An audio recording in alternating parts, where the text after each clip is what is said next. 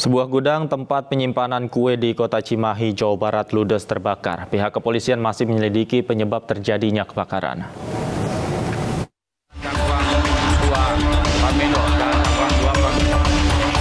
Kebakaran terjadi menghanguskan gudang penyimpanan dan pembuatan kue di Jalan Cangkuang, Cimahi Selatan, Kota Cimahi pada Senin pagi.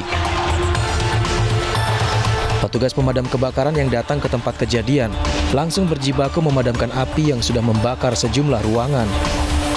4 unit mobil pemadam dan 13 personil diturunkan.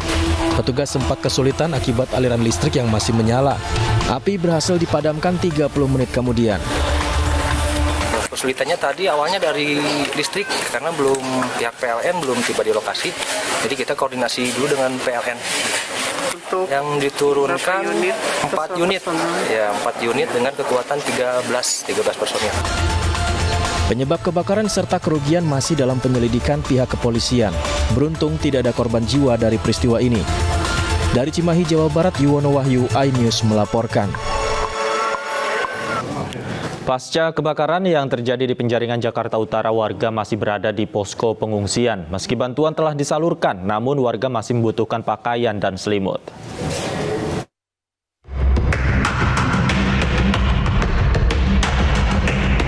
Pasca kebakaran yang terjadi pada Minggu siang, warga Kapuk Muara, Penjaringan, Jakarta Utara masih bertahan di tempat pengungsian. Bantuan dari berbagai pihak sudah mulai disalurkan, seperti makanan, minuman, dan juga obat-obatan. Meski demikian, para pengungsi masih membutuhkan pakaian, selimut, dan alas tidur. Total ada 1.199 orang dari 200 kepala keluarga yang saat ini berada di pengungsian. Di rumah? Di rumah? Iya. Langsung keluar gitu aja? Iya. Oh gitu. Ini kejadian kebakaran kira-kira jam berapa sih? Jam 9. Jam 9? Iya. Saat itu ada yang teriak atau? Saya yang teriak, saya yang pertama ngelihat. Oh iya? Iya. Rumah ibu? Pas depan rumah. Depan rumah ibu apinya? Iya. Gitu, baik. Ibu, ini kan di pengungsian ini sudah dari tadi malam ya? Iya. Ini sudah ada bantuan apa aja Bu? Banyak sih Bu, alhamdulillah. Dari makanan, selimut, apa aja udah ada. Sebelumnya 400 bangunan semi permanen ini ludes terbakar. Petugas membutuhkan waktu 18 jam untuk memadamkan api. Akibatnya warga harus mengungsi karena kehilangan tempat tinggalnya. Dari Jakarta, Ismalia Eri Nugraha, iNews melaporkan.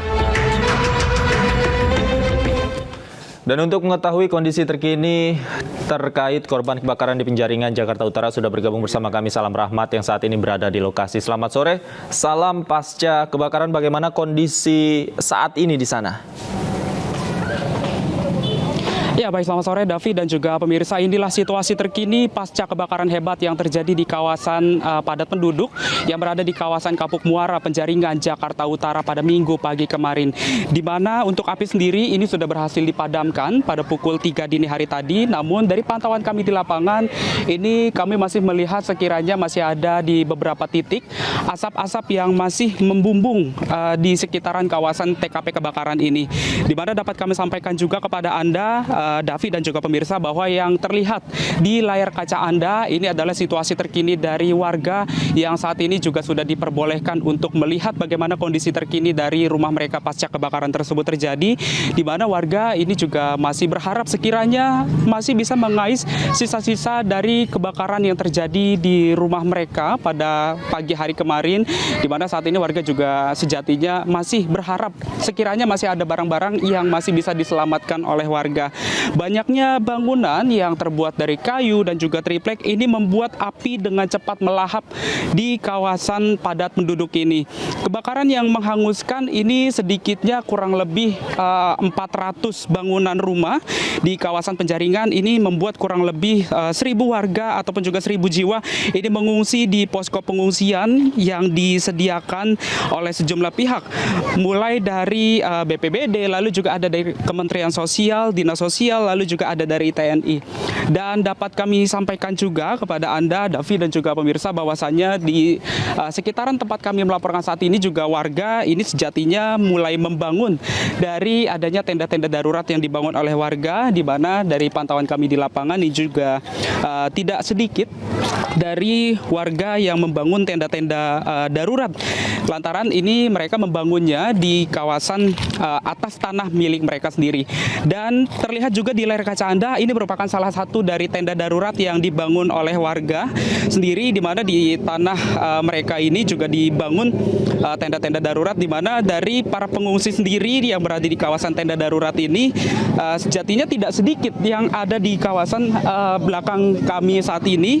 Dan saya akan mencoba untuk mengajak Anda, Davi dan juga pemirsa, untuk berbincang bersama dengan salah satu pengungsi yang berada di kawasan tenda darurat ini. Halo, selamat sore Bapak.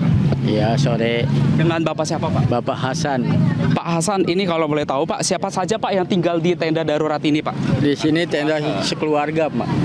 Sekeluarga. Sekeluarga itu siapa aja Pak isinya Pak? Isi keluarga itu ada 30 orang, Pak. 30 orang di tempat tenda darurat seperti sekecil ini Pak? Tapi ada yang tidur di sana, jalan, ada. Oh, ada yang tinggal di jalan juga tidurnya ya Pak ya. Pak, ini kan saya lihat juga di belakang Bapak ini ada balita Pak. Di posko ini juga ada balita yang tinggal di sini atau seperti apa Pak? Ada. Kalau ini tinggalnya di posko pengungsian. Kalau yang lain ya di sini semua. Berarti untuk orang dewasa saja yang tinggal di posko pengungsian ini apa ya? Iya pengungsian. Untuk balita berarti di posko yang ada di belakang ini Pak? Belakang, ya benar di belakang ini pabrik Jayamik. Pak, ini saya lihat juga kebutuhannya juga sudah ada makanan Pak. Apakah kebutuhan-kebutuhan lainnya ini juga sudah mencukupi atau masih belum tercukupi Pak? Ini belum tercukupi. Ya, selimut, terus baju yang enggak baju layak pakai lah ya, untuk terus buat anak sekolah. Anak sekolah belum dapat. Cuman yang dapat cuman ini doang, nasi kotak doang. Di waktu udah berapa hari? 2 hari ini. Ya. Pak, kalau boleh tahu Pak, lokasi dari rumah Bapak yang terkena kebakaran ini titiknya di mana Pak? Titiknya dekat depan masjid. Dekat masjid, iya. Pak, ini masih butuh bantuan apa lagi Pak? Selain tadi juga sudah disebutkan seperti pakaian dan juga selimut. Selain itu masih butuh apa lagi Pak? Apakah mungkin popok bayi ataupun juga susu bayi? Apakah masih membutuhkan juga Pak? Ya, itu pasti membutuhkan. Terus untuk anak sekolah, untuk anak-anak yang bayi balita ini popok ya, iya itu pasti masih membutuhkan. Oke, siap. Terima kasih Bapak Hasan atas informasinya. Itu dia pemirsa bincang-bincang kami bersama dengan salah satu warga yang tinggal di tenda darurat, di mana dibangun menggunakan atapnya ini menggunakan terpal yang diisi kurang lebih sebanyak 30 orang, di mana 30 orang ini masih dalam satu keluarga. Dan dapat kami sampaikan juga bahwa terkait dengan penyebab kebakaran ini masih terus diselidiki oleh pihak kepolisian dan nantinya juga akan ada olah TKP lebih lanjut untuk mengetahui penyebab pasti kebakaran. Davi. Baik, terima kasih. Salam rahmat atas laporan Anda langsung dari Penjaringan, Jakarta Utara. Selamat bertugas kembali. Pemirsa, Komisaris Utama PT Multigrafika Cipta Sejati berinisial MG yang diduga menyuap Kabasarnas menyerahkan diri ke Komisi Pemberantasan Korupsi Senin pagi. MG masih menjalani pemeriksaan hingga saat ini.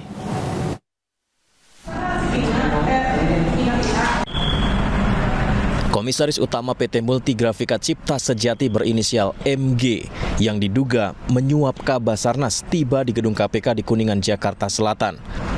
MG menyerahkan diri ke KPK didampingi kuasa hukumnya. Saat ini penyidik melakukan pemeriksaan terhadap MG terkait perannya dalam dugaan suap proyek di Basarnas. KPK memastikan hak-hak tersangka akan dipenuhi sesuai ketentuan hukum yang berlaku. Suap pengadaan di Basarnas, betul ya. Jadi hari ini salah satu tersangka dari pihak swasta yang telah kami umumkan beberapa waktu yang lalu telah kooperatif hadir di Gedung Merah Putih KPK dan saat ini masih menjalani proses pemeriksaan oleh tim penyidik KPK. Yang bersangkutan juga telah didampingi oleh penasihat hukumnya dan kami pastikan seluruh hak-hak dari tersangka kami penuhi sebagaimana ketentuan hukum acara pidana yang berlaku sebagaimana para tersangka KPK lainnya. Dalam kasus suap proyek di Basarnas ada 5 orang yang ditetapkan sebagai tersangka. 5 tersangka tersebut dibagi ke dalam 2 klaster, yaitu tersangka pemberi dan penerima suap. Dari Jakarta Selatan, Helmi Sajangbati, iNews melaporkan. Sementara itu, kuasa hukum MG menyatakan meski belum ada panggilan resmi, kliennya menyatakan siap untuk menyampaikan apa yang diketahuinya terkait dugaan suap di Basarnas. Menghadirkan klien kami hari ini, walaupun belum ada panggilan resmi, tetapi karena himbauan dari KPK, kemudian kita punya inisiatif, bagusan kita datang dengan sikap etikat baik dan kita kooperatif menyampaikan apa yang menjadi. Dan untuk mengupdate pemeriksaan terkait MG, sosok yang diduga penyuap Kabasarnas, sudah ada rekan kami Faisal Rinaldi yang saat ini berada di gedung KPK Jakarta. Selamat sore. Faisal, apakah hingga saat ini pemeriksaan MG masih berlangsung? Ya baik, selamat sore Davi dan juga pemirsa. Memang hingga saat ini proses pemeriksaan dari tersangka kasus dugaan suap di sejumlah proyek di Basarnas yakni Mulsun Nadi Gunawan saat ini masih berlangsung. Ataupun dari informasi yang memang sebelumnya sudah disampaikan bahwa Mulsun Nadi Gunawan selaku komisaris utama dari PT Multigrafika Cipta Sejati telah menyerahkan diri ke gedung KPK pada pagi tadi. Gunawan secara kooperatif menyerahkan diri ke gedung Merah Putih KPK yang sekiranya tiba sekitar pukul 9 pagi tadi ditemani dengan pengacaranya begitu. Kemudian Davi dan juga pemirsa dapat kami sampaikan Gunawan merupakan salah satu dari 3 pihak swasta yang sudah ditetapkan sebagai tersangka pemberi suap begitu dalam kasus dugaan suap di sejumlah proyek di Basarnas. Gunawan disebut-sebut memberikan uang senilai 999,7 juta rupiah kepada pejabat Basarnas yang dalam hal ini merupakan kepala dari Basarnas sendiri yakni Marsikal Madya Hendri Alfiandi dan juga koordinator administrasi dari Basarnas yakni Letnan Kolonel Afri Budi Cahyanto. Uang tersebut diduga diberikan sebesar 10% dari sebagai fee 10% maksud kami dari proyek pengadaan peralatan alat pendeteksi keruntuhan dengan nilai kontrak sebesar 9,9 miliar rupiah. Kemudian Davi dan juga pemirsa, dalam kasus dugaan suap ini memang saat ini sudah ada 5 orang yang ditetapkan sebagai tersangka. Dari 5 orang tersebut dibagi menjadi 2 klaster begitu. Yang klaster yang pertama adalah tersangka pemberi suap, kemudian untuk yang kedua adalah tersangka penerima suap. Untuk tersangka pemberi suap sendiri ada 3 orang tersangka yakni yang tadi saya sebutkan adalah komisaris utama dari PT Multigrafika Cipta Sejati yakni Mulsun Nadi Gunawan. Kemudian untuk tersangka kedua ada Direktur Utama PT Interteknografika Sejati yakni Marilia begitu. Kemudian yang ketiga adalah Direktur Utama PT Kindah Abadi Utama yakni Roni Aidil. Yang tadi saya sebutkan merupakan tersangka dari pemberi suap. Kemudian untuk tersangka penerima suapnya itu ada 2 yakni kepala dari Basarnas sendiri Marsikal Madya Hendri Alfiandi. Kemudian yang kedua ada koordinator administrasi dari Kabasarnas yakni Letnan Kolonel Afri Budi Cahyanto. Kemudian Davi dan juga pemirsa, dari informasi yang kami dapatkan pula nanti akan ada pernyataan resmi yang akan disampaikan oleh KPK melalui konferensi pers begitu. Namun untuk pukul berapanya kami belum mendapatkan informasi tepatnya pukul berapa dan nantinya kami akan menyampaikan kembali kepada Davi dan juga pemirsa di rumah. Sementara demikian kembali ke studio. Baik, terima kasih Faisal Rinaldi atas laporan Anda langsung dari gedung KPK Jakarta. Selamat bertugas kembali. Video pengemudi mobil Pajero ugal-ugalan di dalam tol Jor Cengkareng menuju Pantai Indah Kapuk viral di media sosial. Kami segera kembali.